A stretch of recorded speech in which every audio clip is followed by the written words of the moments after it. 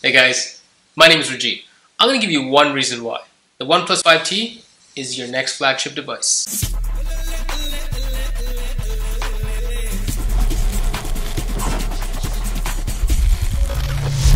Now this phone right here, it's a beast. It's a beast. But before I tell you the reason why you should get it, let me break it down a bit. We, as consumers, have been given a wide range of options in 2017 for smartphones. They have been coined as flagship devices in their own category by the manufacturers at a premium price tag. And that's it. That's it. We as consumers have been told that the bar has been set and we have to follow through. Whether it be Samsung, Google, Apple, we're in Canada, so everything's in the $1,000 range. Frustrating when you see a device like the OnePlus 5T perform as well as all the other devices in the range at half the price. And that's it. You're probably looking at what that one magic reason is. It's the price tag. Now the golden question is, what are the compromises? Yes, I'm paying half the price, but am I losing anything? And to be honest, it really comes down to the person. I, as an individual, I'm a power user. To me, performance speed is key. I just switched from the BlackBerry T1. I can go on a whole rant to why this phone was such a failure this year, but I'll save that for another time. Take this in. These two are pretty much the same in terms of price range, but the OnePlus 5T will outperform T1 night and day. Now take this in. We got a OnePlus 5T that's half the price of a Pixel 2 XL.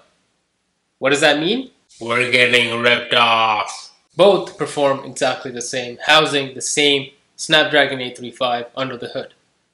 We're looking at a device that's not been fully compromised by bloatware. We've been given a device at the same level of what Google itself gives to the consumers at half the price, technically. And that's what I'm trying to get at.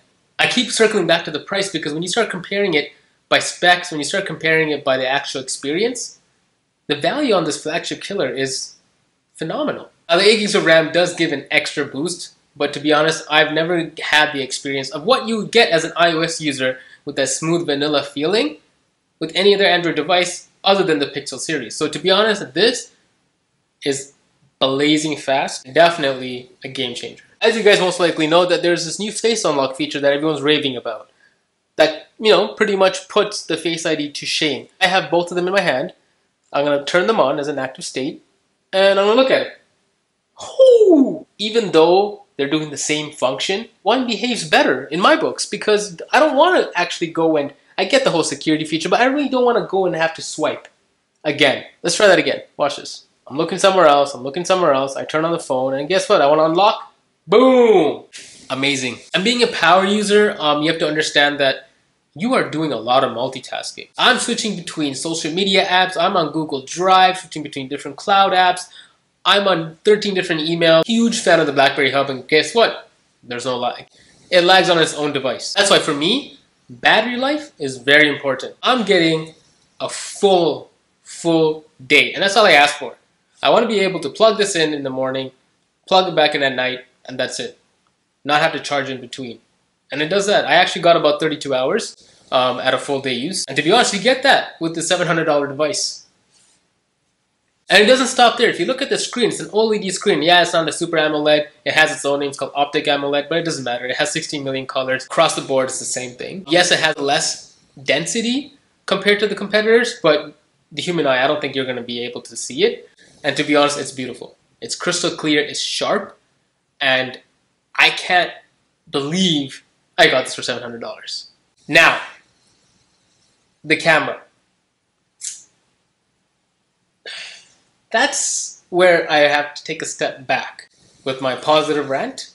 Don't get me wrong, the camera's great, it's beautiful, it's perfect, but they took away the telephoto lens, which was an interesting move.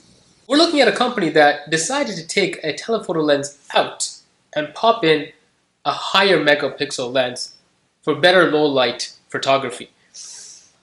To be honest, I didn't get that kind of result that they were actually projecting. Compared to the 2 XL and the iPhone X, I would have to say that the camera is pretty subpar with the portrait mode. And I don't think it's because of the hardware of the lens. I think it really comes down to the software processing. If you look at the 2 XL, it's one lens. But Google has done a really good job in obviously stealing all our information on our data and creating algorithms to punch out beautiful edge detected photography in their portrait mode, or whether or not be just a regular picture. Now with these shots, you can tell what I'm talking about. With the 2XL, you actually get that full, beautiful edge detected picture, but not with the actual OnePlus 5T. And that's unfortunate, but again, like I said, if you have beautiful lighting, you're probably not going to get that kind of distortion. You're actually going to get what you paid for. Now look at this shot. Taking outside daylight, you get that natural light in, you're probably going to get that beautiful edge detected picture. This is how it is. I feel like once these guys figure out the software processing, maybe it's even a software update. Maybe a couple of months down the road, they release a new Oxygen OS update and boom, you got what the 2XL has. So you never know. You never know. And that's it, folks. To be honest, it's not a full review.